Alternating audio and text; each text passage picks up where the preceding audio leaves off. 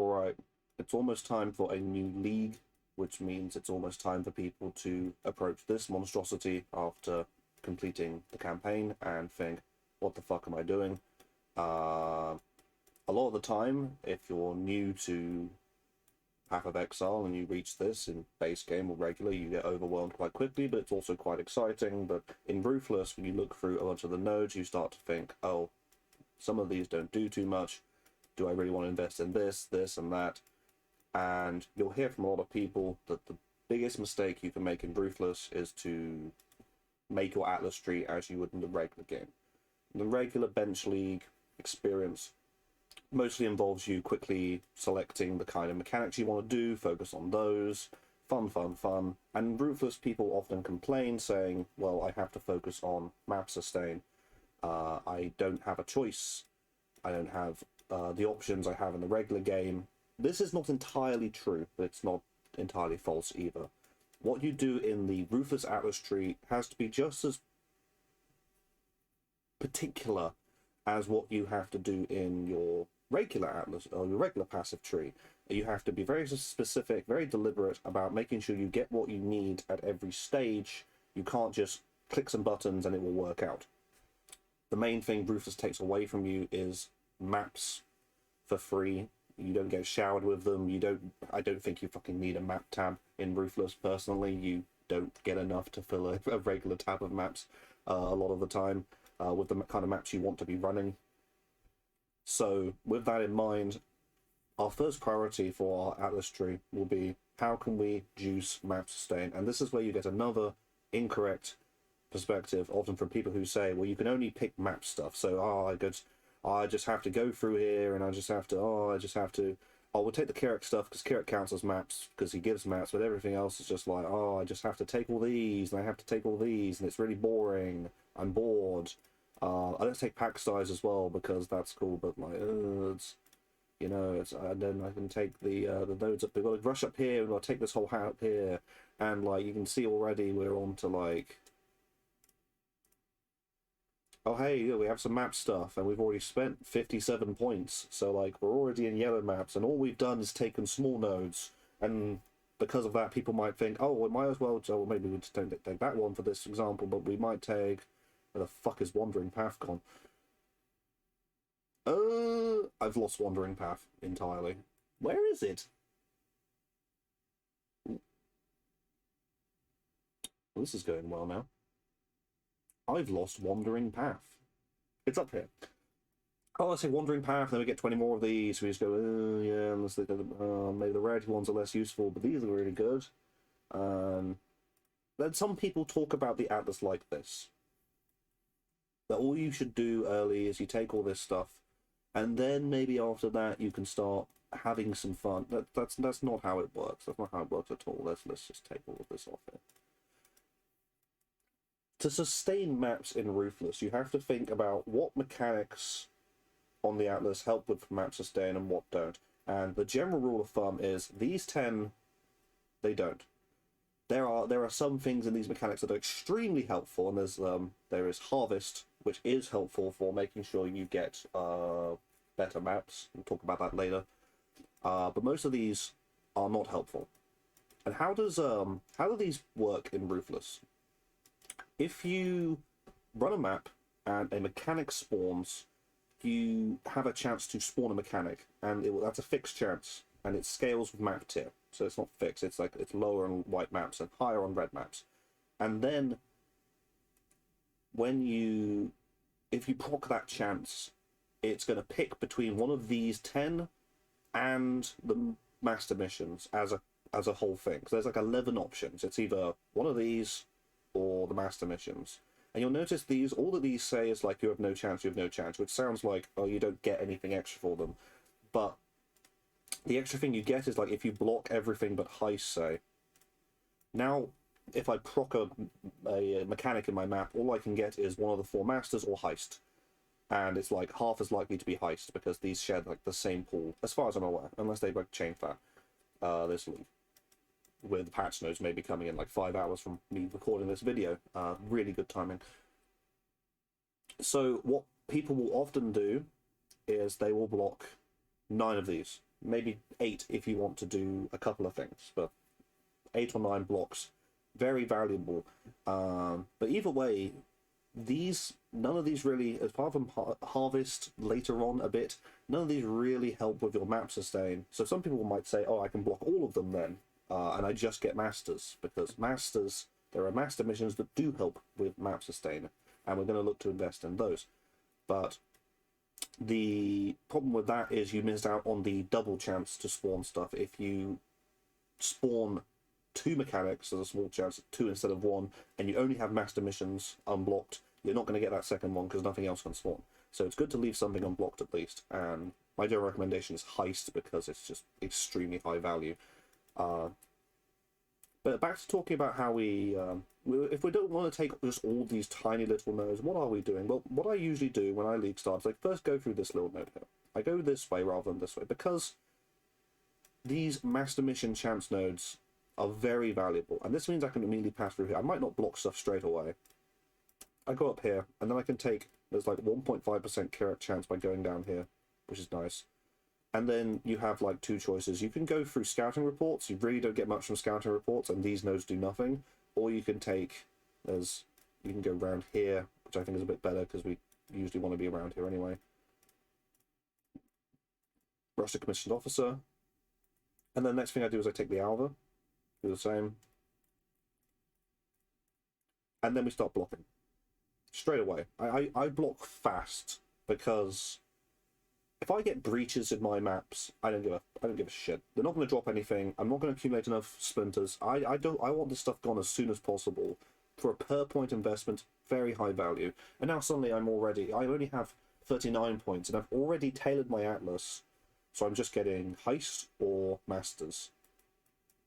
And see, by going up here, we're right here, we can take some more Nico chance. And you might think again, okay, well, we're going to get less maps, right? We've got the shaping wheels. I didn't take those earlier. We take the shaping wheels as part of the, like, oh, you just take maps. So this is the just map stuff. This, it makes your maps a bit harder, gives you a chunk of extra tiers. But by taking these mission chance nodes, this is how we can add content that's going to help sustain our maps. Early on, Nico's the best bet for that. Some people say, oh, Nico's something that only comes online later because you have to delve far enough. But like, the sooner you get it going, the better. You can push, if your character is strong enough, you can push to a delve depth that's like deeper than your map tiers that you're running right now, which is going to give you access to better experience than you can get from those maps, which is very helpful. And the fossils you get are that's how you're gonna alch your maps to get rare map completion in yellows and above. You don't want to use orbs of alchemy for that generally, that's more expensive. If you're trade, you can trade with those. If you're solo self-found, you can, like, yeah. Fossils are basically free alchemy orbs. Well, not free, but like, they're good alchemy orbs that you get from doing delve, and getting this train running as soon as possible is very valuable. And you see, by going through here, we have this as well. We can take all of this. We can take that. This is optional. I don't always take this node. It gives extra azurite. And you see how this synergizes. So we're on the way. We're taking the pack size now. We take this as well. We can take all this pack size. And now we've got a good amount of investment into Nico. We've taken a bunch of Nico chance. We've basically got every single Nico thing. And this is what I like to do first, because delve is so high value. You will be challenged, however, if your character is squishy and struggles in delve. You may not want to invest in delve as much, but you're missing out hugely. This is why I say that the best league starters are tanky, because the best content is for tanky characters. Heist is the same. If you die in heist, you lose everything. So, an alternative to rushing the Nico stuff is you can rush, well, because we're on this side, I'm in Demonstrado. Let's say if I take these off for now, I can take some Jun mission chance here, and I can start getting these right here for that, and I just go up here, and I can take that, and this is a nice 60-point starter, well, 62 points, sorry, where I've taken the Kirac, I've blocked mechanics, I've got some Nico stuff. I guess I can just take this as well because it's right there. and I have 7th Gate.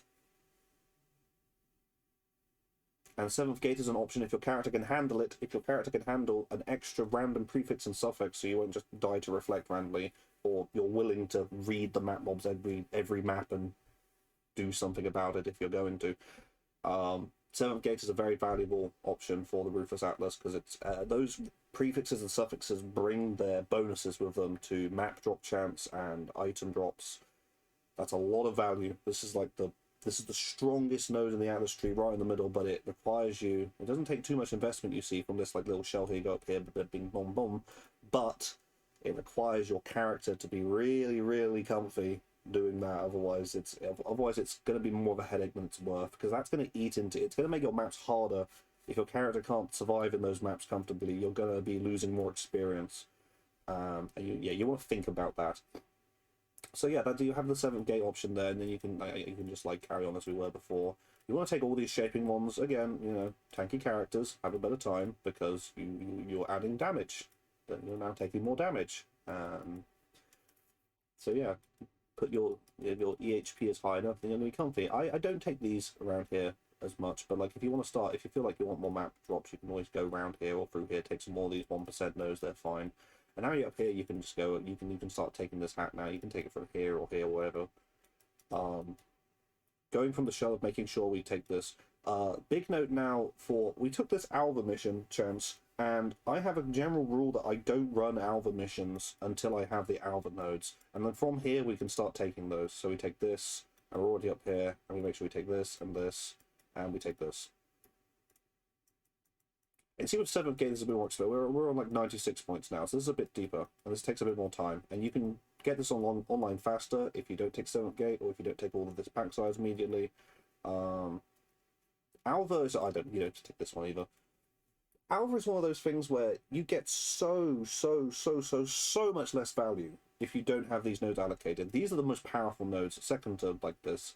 The impact these have, time gain from kills is doubled, means that you're not going to randomly just run out of time, given you have Ruthless level of DPS, and when you're pushing higher tier maps, you're just not going to be able to kill everything and reliably clear out the architect that you want in the Alva.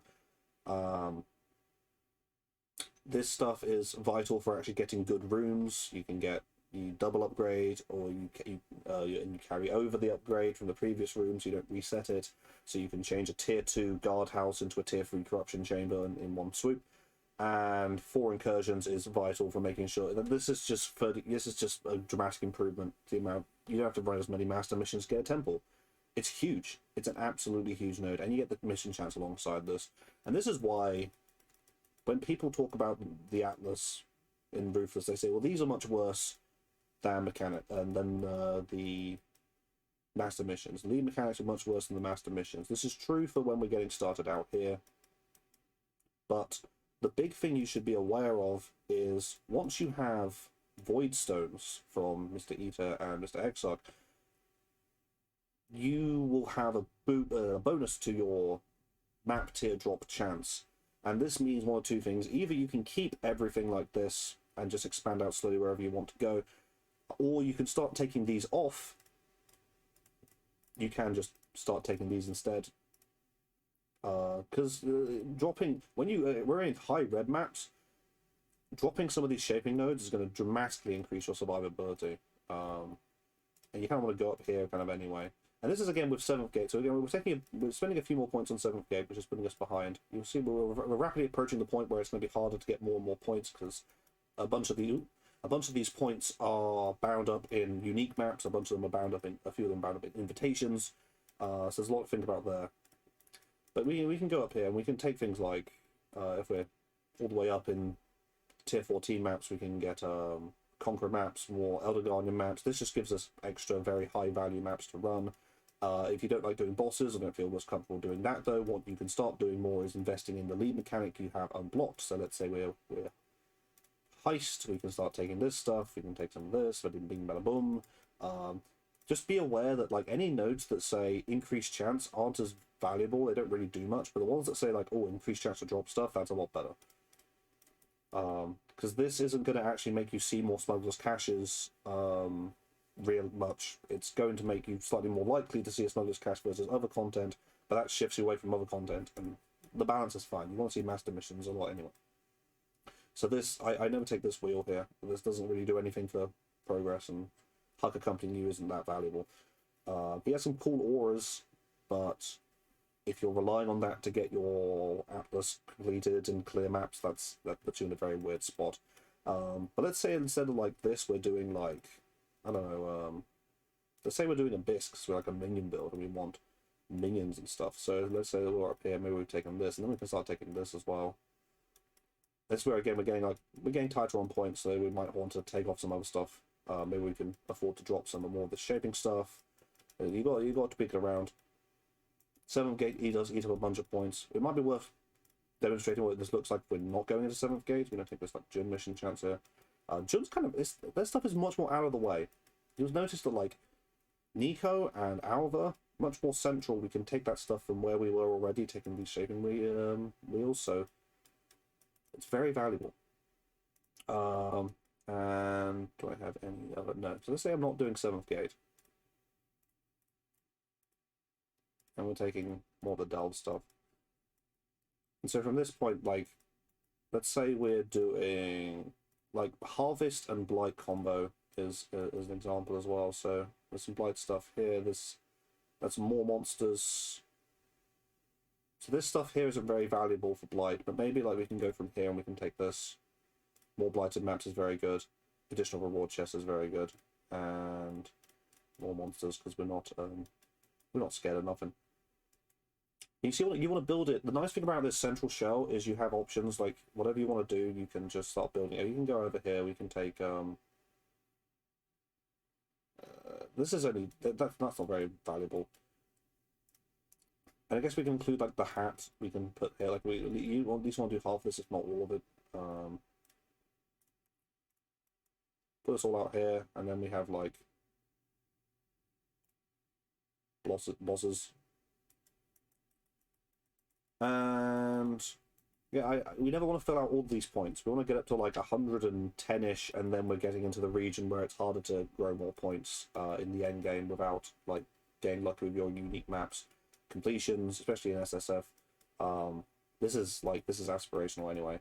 But you see, we have room to take this Blight stuff, and that has value. It's like, where else are we going to put the points? If we don't want to do bosses, because like the alternative thing is like, hey, I want to do more boss maps. I wouldn't take a synth map. The chance is so low, and the maps don't really reward you as highly as like a full map like this. And a big shout out as well to Destructive Play. If you like doing bosses, and if you're comfy doing bosses, like so, this I would say is the main. Let's read this. This is what my Atlas looks like. If I have no other plans. Mostly, this is what my Atlas looks like as I hit the end game, because I've taken boss stuff, and I've taken the hat, got the pack size, and I've got my Alva, Nico, and I've got my heist unblocked, and with zero other investment. Yeah, you might be tempted to say, oh, I want these because they're exciting, but you get most of your blueprints from heist from inside contracts anyway. This is what it looks like most of the time. Really, I take off one of these shaping wheels at least as I push onwards, I think. But like, you can also keep them on, just to get a bit more like tier 4, better sustained tier 14+ maps. But by running these, like this is a better version of this basically, because these maps, as long as you're running a tier 14+ map, you're going to drop extra tier 14+ maps that are extra pack size, special, extra bosses, etc. So this is kind of like better than that in a way, because it helps with your map sustain, but it gives you like the exciting maps as long as you can run the content. You'll notice that I haven't talked about anything to do with like shrines and stuff like that. It's because we never touched that on Pain of Death because it's useless. However, there is another angle. Again, if we like, let's say we're not doing like the boss stuff as much. I mean, Destructive Play is so fucking good, but like essences is something you can go into a lot later. If you have, and the only reason I would do essences is if you want a specific like essence mod that goes to like a rare essence, like the essence of delirium. You want to farm up that, and all you need to do is farm up that, and then slam it, and then you slam that on like some gloves. You get some Eldritch Influence on there. then if you can start finding Eldritch Chaos Orbs, you can craft. That's like really high-end stuff. And I would never touch essences otherwise. Like, just slam fossils on things if you want to do a tiny bit of what we used to call crafting eventually. Another option you have is you can take Stream of Consciousness. It's useful for, like, making sure your natural Alva swarms are, like, you can run them at the highest tier map. The disadvantage is that you then have to run another map for that content, and therefore you don't have as much of a chance to. You don't actually do as much content with this. You do slightly. It has an implicit downside if you think about it, because you're taking away from a map, and then you have to put it in another map where it could have spawned naturally anyway. You can take some Jund mission chance while you're up here. There's a really nice. This is really nice because it sounds like nothing, but when you're at like 98% completion on the safe house, you have to run a whole new mission to get your safe house. That sucks. So this helps with that. This constantly give you a tiny bit of completion. This is very good if you want to farm Katarina. Betrayal is otherwise it's a bit worse than Nico and Alva, but it's still high value as a mechanic. Safe houses give great experience. Calorie uniques can be really crazy. And even scarabs can be helpful. One thing I do like doing is getting a load of scarabs, and then we click this for growing hordes, and we just do a bunch of maps. Like, do your conqueror maps with increased pack size and stuff. Do it. Like, stockpile that stuff up. One other thing I haven't talked about, because this is the kind of... I usually play builds where I want to rush to Eater and Exarch as fast as possible. And so I do this. And I don't really take this stuff usually. I mean, you have this option again. See how this... You can grow from here. You can just take, like, we can go here. We have our choices. One thing that many people will want to do, however... Let's trim this a little bit for the purpose of this. Maybe look down. This wheel here is one of the strongest on the Atlas. This has a chance to destroy the one Mage Blood that drops in the league, which is very funny. But this is crazy. And I'm kind of sad that they removed Val's side areas and kind of gave this as a band-aid, because it's really good for... It basically makes your map boss have a chance to, like, drop... Well, as it says, a drop a Val item. So it gives you the function that Val side areas had. You get Val gems, you get Val fragments. I think you can even get Val uniques. I don't know, but I would love to just have Val side areas regularly anyway. That would be really cool. It's like content they took away from Ruthless that, you know.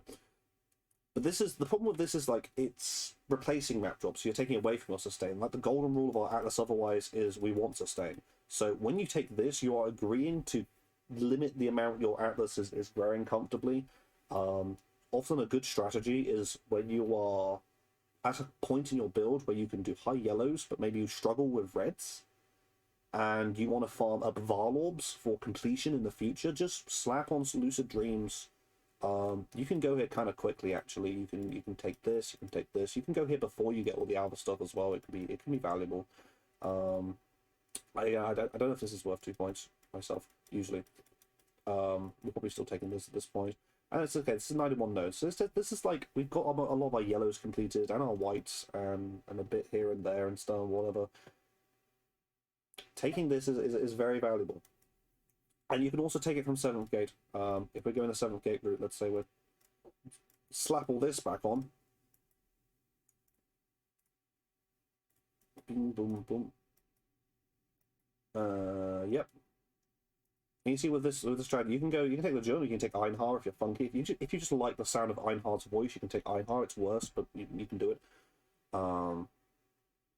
Yeah, that's generally how we're gonna do things. I don't want to take street processes. And yeah, from there you can just go up here, and then again, like this is now like this delays it a bit, but then you can gain the pack size as well if you find that the pack size knows the wheel's very good, but you don't have to get all of this. You can only get like what you need at first and fill in the little points later if you want to rush to certain keystones or notables. And so those are the kind of like choices you have. As I said at the start, I don't like people who say like, oh, you've just got to invest in maps. You've got to think about maps, but then you grow up from there. So you have choices like you can stop around like high yellows, and this will make it hard to get into reds, but you can stockpile your Val Orbs, and then like instead of this, we're going 7th gate, we can start taking different like, oh yeah, high, so we can take this, take that. You have the points to do this, and yeah, I strongly recommend that you are taking the Alva and Nico stuff. That's just like the two best things in Ruthless, but you build your Atlas tree from that, and the huge advantage you have is the stuff is all in the middle, so the world's your oyster where you go outside. And you can specialize if you have something you really want. You could drop, there is the option to drop Alva once you've got all your map completion, and if you don't, you just don't want to do the content, that's fine, no one's forcing you. Because you see the stuff's right next to each other, so you can kind of like drop this bit entirely, and you have the options. I would always run this, but if you say one of the best leveling combinations late game is like Abyss and Delirium, and when you're investing in league mechanics, you don't want to do it too broad brush. You don't want to say like, oh, I'm doing this, I got to take all these nodes all the time, I got to take this off. Then keep your Delve stuff. Delve's too good. Keep your 7th gate. Keep your Alva, but then find from what the good stuff is. So this stuff, Delirium Fog, so that's going to affect our mirror maps, but not our orbed maps. That's good as well.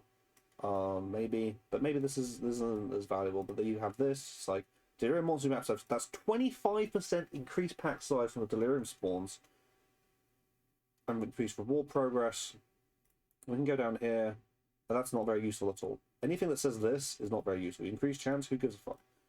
We can go up here. We can take, if we want, cluster jewels or something like that. This is like the most important thing to take. This would be the most important thing to take. And so if you're doing this, I would take this off, and we're going here instead of here. And then if we're doing Delirium, we're probably doing Exarch rather than Eater. But like if you're doing Exarch and Eater rather than Maven, you're kind of like, that's silly as well, because Destructive Play is so strong again. But you know, to do Destructive Play, we have to go up here. So choices. Oh, God, what the hell is my finger? What the? Okay, there we go. And then we may want to now we're spending too many points. So if we want to take all of that, this is great, but now we're spending too many points. So we'd have to trim something from somewhere. But if we have void stones, like hey, we can probably start dropping these, and that can give us some points for that. Oh, what is my okay? This monsters increased experience, increased monsters. We're spending 20 points again. You see how it works basically. And so Kirac is something you can drop as well at the very end. I haven't mentioned this yet, but like when you have most of your completion, the value of Kirac's going to go down a bit, because so often he's just going to offer a bunch of maps and they're going to have mechanics you don't care enough about, and it's just like an extra map occasionally, but it's a lot of points to get that occasionally. If it's not giving you completion, that's less valuable, and that's how we can save up a bunch of points maybe later, so we can take more Abyss stuff. You know, like, and now we're still staying around that rational mark where like, okay, maybe we don't have all the unique maps. You want to keep Kirac maybe on if you want more unique maps. That's maybe one of the only places to get it. If you're solo self-found, sure. If you're trade though, you can just be on the lookout for people running completion parties for that. I also, if I'm going to take to click the 7th gate back again. But you see, this is something maybe you can do if you want to do the Abyss Delirium kind of combo with 7th gate. And you see, we're not spending too many points, and we have, this is like a full Atlas. We still have our burn, we have that. You have options with your Atlas tree. The challenge is you've got to unlock them. You don't start your Ruthless Atlas saying, I can play Metamorph. You want to focus on sustain first. And Kirac, Alva, Nico are your 3 best mechanics to invest in for sustain. Therefore, you want to block most of these, but leave one unblocked, as we said. And on top of this shell in the middle, where like we're not doing any of this yet, but maybe we're doing 7th gate. This I guess like 75 points. Maybe this is like the best. Oh, now we have to go up here as well. Now 7th gate is online. 80 points. There. Oh, I have to take these again. 86 points. So this is again like you're pushing. You've pushed a lot of your yellow map completion. Oh, I can take this off. There we go. 82. doing it live. And let's say we're just like blocking one thing again, because I usually just start with heist. 83 points. Very nice. 7th gate plus Nico plus... Oh, I'll take it. Okay, we'll take Soulfire Confusion as well.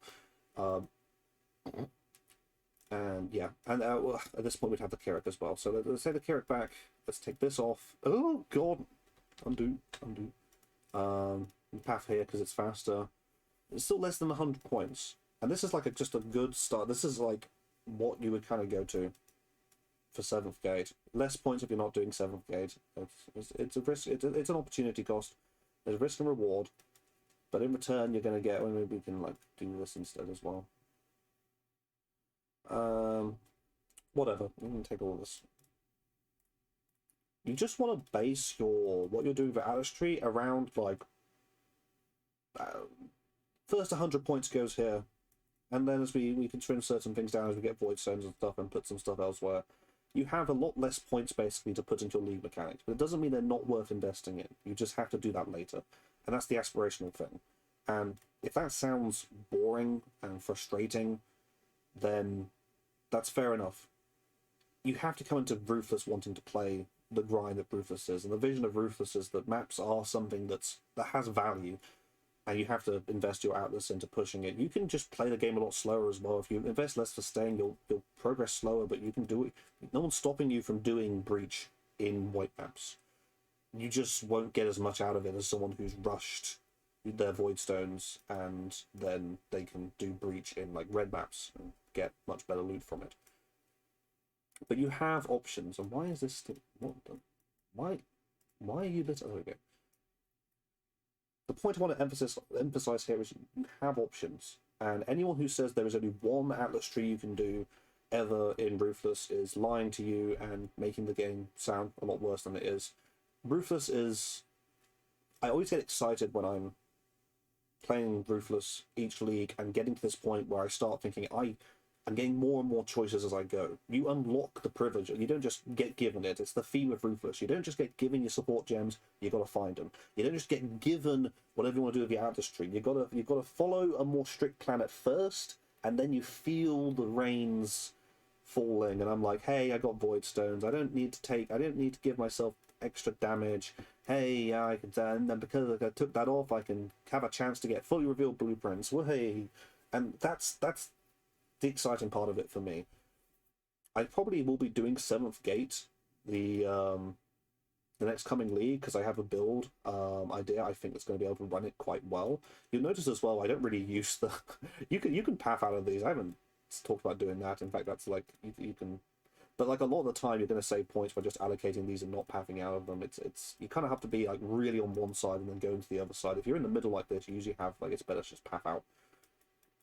But again, options. So that's the gist of it.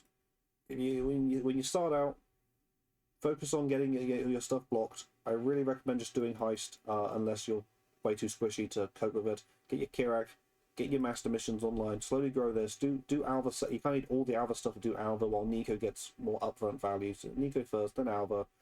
Flesh this out, and you're gonna be able to grow from there, and then you can start picking and choosing what you do. You talk to people in the end game of Ruthless, Path of Exile. They're doing different things. They're not just all like, oh, I had to click this and this and this and this. Like this league, I was definitely doing destructive play bosses because my build could just like handle that really, really well. But I wasn't doing 7th gate because I was playing a physical damage build with like no ability to handle reflect or no regen or no. Half the time I rolled red maps, I would be like, there's a mod here I either don't want to do or just can't do, which was a bit frustrating, but we got by. I did say I'd mention one of the things Harvest gives that's really good is the ability to re-roll bricked red maps, which is really good when you're valuing a red map for completion, and then it says, hey, you can't run this anymore because no regen or whatever, and you're like, shit.